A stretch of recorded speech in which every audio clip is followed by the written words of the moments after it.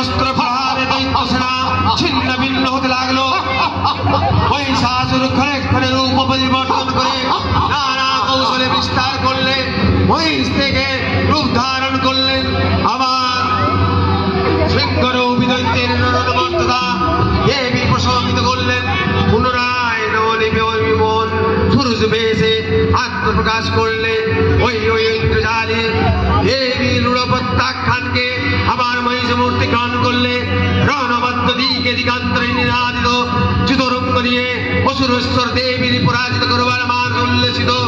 দেবীর মান সিংহরাজ দাবাগ্নির মতো সমস্ত রণক্ষেত্রে শত্রু নির্বাণ হয়ে উঠল। নানা প্রহরী দেবী দুর্গা মধুপান করতে করতে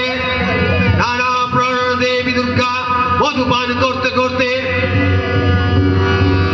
সদম্বে বললেন, গর্জ গর্জ খরলমুড়া মধু যাবৎ প্যাম্বা মায়াত্মৈ হতে ত্রৈব গর্জ সন্তাসু দেবতা।